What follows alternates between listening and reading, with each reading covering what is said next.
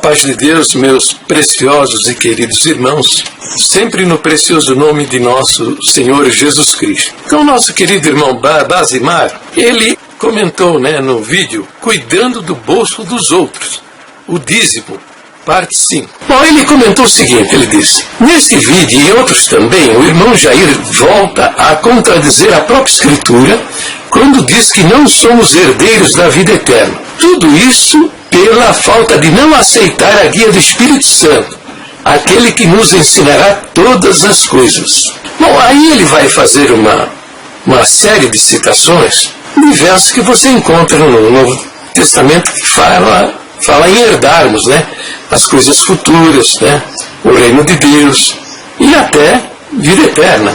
Então, veja, por que ele está usando versos de apóstolos para contradizer o próprio Deus? Por que ele está fazendo isso? Porque ele não crê na divindade de nosso Senhor Jesus Cristo.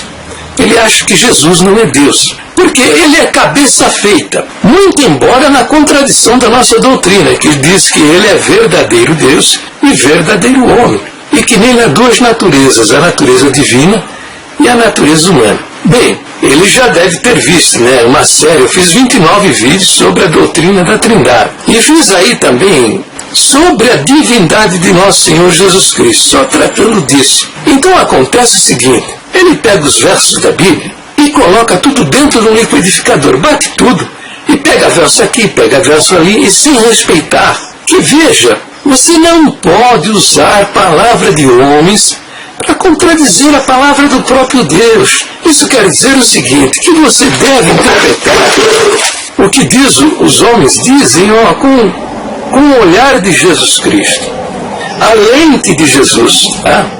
É através do ensino de Jesus que você deve considerar tudo aquilo que os demais dizem. Paulo, em 1 Coríntios, capítulo 13, ele diz: eu, como sábio arquiteto, uso o fundamento que é Jesus Cristo, e os outros edifiquem sobre ele. Ele está dizendo com isso que ele desenvolveu as doutrinas sobre o fundamento da palavra de Deus, que é o Senhor Jesus, o Verbo encarnado que se fez homem para a nossa salvação. Vou fazer aqui então umas considerações. Eu vou explicar alguns versos que a gente encontra no livro de Filipenses, no capítulo 2, versículo 6, versículo 7 e versículo 8. O versículo 6 diz o seguinte: que sendo em forma de Deus, não teve por usurpação ser igual a Deus, mas esvaziou-se a si mesmo, tomando a forma de servo, fazendo-se semelhante aos homens. E achado na forma de homem, humilhou-se a si mesmo, sendo obediente até a morte e morte de cruz. Então vejam, nesses 3 versos nós encontramos a palavra forma, imagem, formato, aquilo que nós podemos ver. Só que na língua grega, na qual foi escrito o Novo Testamento, para a palavra forma, traduzida na língua portuguesa forma, há 2 palavras. A palavra morfê e a palavra esquema. A palavra morfê significa a forma interior, o que está dentro. E a palavra esquema significa a forma exterior, aquilo que você pode ver. Então eu vou usar aqui um exemplo muito simples. Esta garrafa aqui, tá? Então veja, é uma garrafa de suco de maçã, tá vendo aí? Suco de maçã da Sanjo, é uma marca tal, tá certo? Então isso aqui você, no grego seria o esquema, quer dizer, aquilo que você pode ver. A outra palavra, morfê, que é a forma interior, aquilo que você não pode ver, é o que está dentro. Então qual seria a morfê dessa garrafa? O líquido que está dentro. Eu estou tirando o morfê dessa garrafa.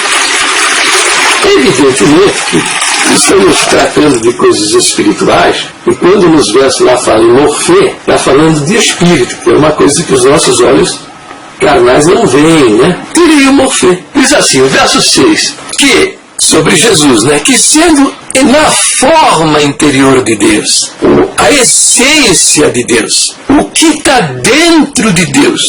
Depois disso, não teve por usurpação ser igual a Deus. Usurpar significa você reivindicar para você algo no qual você não tenha direito. Por exemplo, eu sou abordado por policiais e para ser levado para uma delegacia. Eu me apresento como um senador. Não, eu não posso. Eu não sou obrigado a seguir vocês para qualquer lugar que seja, porque eu sou senador da República. Eu estou usurpando um cargo no exercício de um direito que não é meu. Eu não tenho. Ele sendo a essência de Deus, quando ele dizia que ele era o próprio Deus que se fez homem, quando ele falava, eu sou a luz do mundo, eu sou a porta, eu sou a vida, eu sou o bom pastor, esse eu sou, ele estava falando em aramaico. E ele estava dizendo que ele era o próprio Deus, porque eu sou no aramaico. É o nome de Deus no Velho Testamento. Quando Moisés perguntou a Deus, né? Qual é o seu nome? Eles vão perguntar o seu nome, que eu vou dizer. Deus se apresentou, ele disse, eu sou o que sou. Por isso você lê lá no Evangelho de João, capítulo 10, que Jesus interroga os judeus. Ele diz, tenho feito muitas boas obras no meio de vocês, por qual delas vocês querem me apedrejar? E os judeus responderam, não queremos te apedrejar por boas coisas que você tenha feito, mas porque sendo homem se faz igual a Deus. Porque eles matavam a pedradas 5 tipos de pecado: o adultério, o filho desobediente, o falso profeta, o blasfemador, e tem mais um outro aí que não me ocorre, tá? Eles queriam apedrejar, estavam o tempo todo querendo apedrejar, matar Jesus a pedradas, porque ele dizia, eu sou a luz do mundo, eu sou a ressurreição e a vida, eu sou a porta, eu sou o bom pastor. Então, quando ele dizia estas coisas, ele não estava usurpando um direito que não fosse seu, porque ele é a essência de Deus. Quer dizer, o que está dentro de Deus. É isso que você lê a palavra forma nesse verso 6 do livro de Filipenses. Depois diz, não teve por usurpação ser igual a Deus. Veja que a palavra é igual. Igual quer dizer mesmo tamanho, mesma consistência, mesma cor, mesma textura, mesmo peso. Igual. Eu não sou igual a você. Você não é igual a mim. Nós somos diferentes até no DNA, nas digitais, na íris. Somos completamente diferentes uns dos outros. Eu sou seu semelhante, mas não sou igual a você. Mas o Senhor Jesus, na sua forma interior, na sua essência, igual a Deus. O verso 7 diz, mas esvaziou-se a si mesmo. O que significa esse esvaziamento de Deus?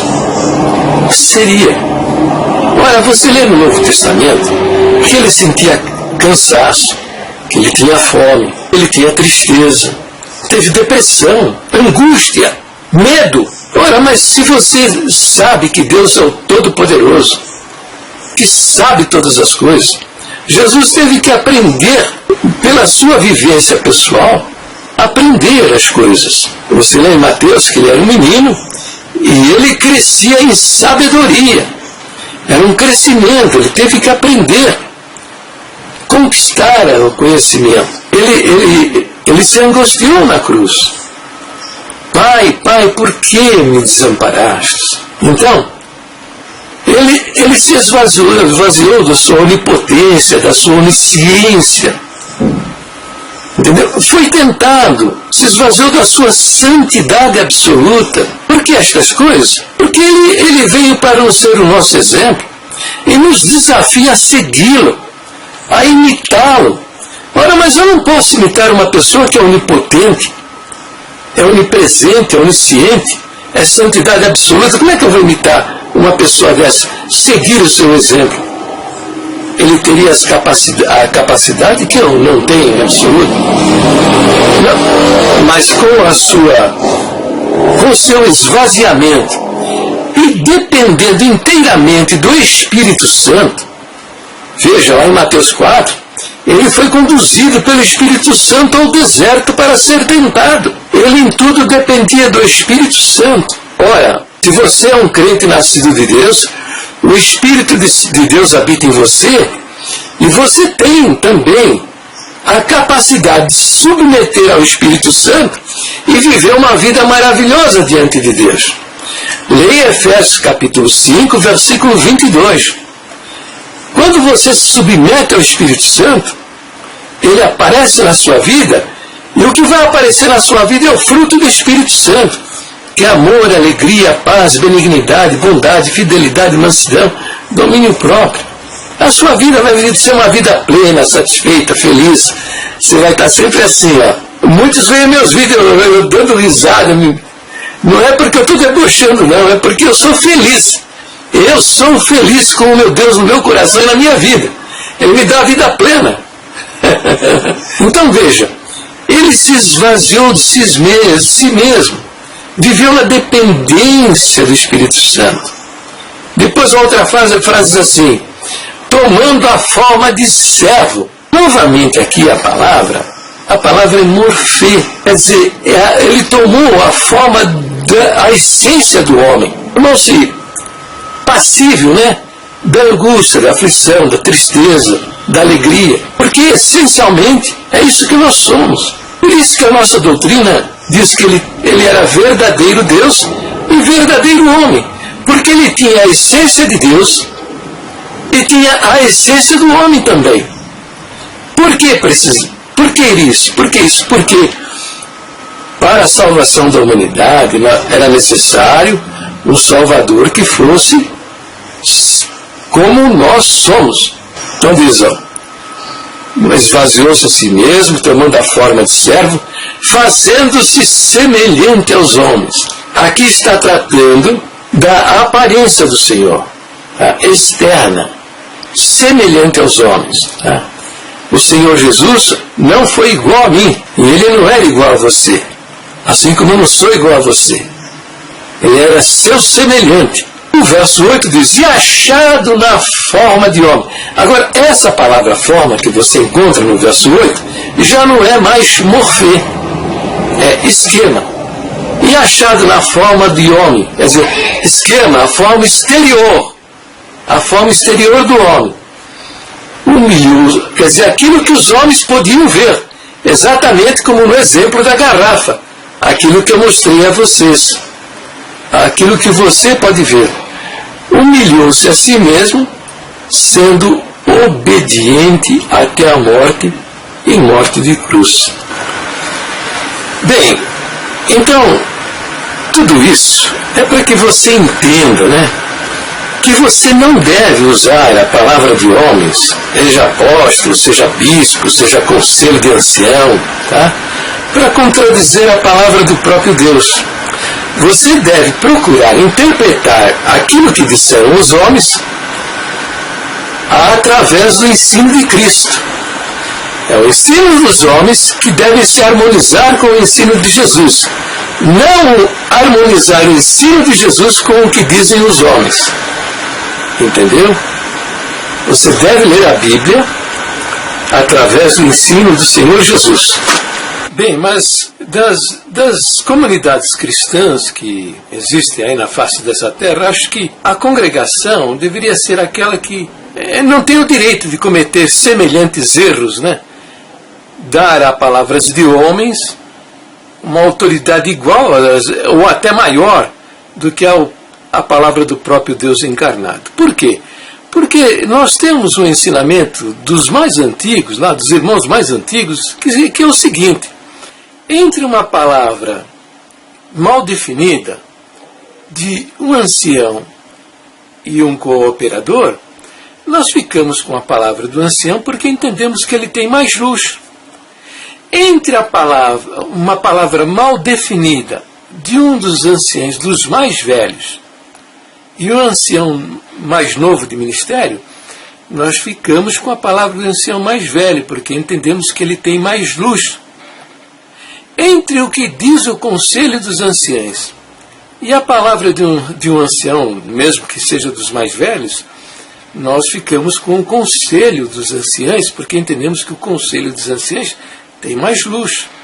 Ora, evidentemente que nessa linha de raciocínio, entre a palavra do Deus que se fez homem e a de um apóstolo, de um bispo, de um conselho de anciãos, seja lá o que for, nós ficamos com a palavra do Deus que se fez homem que é o Senhor Jesus.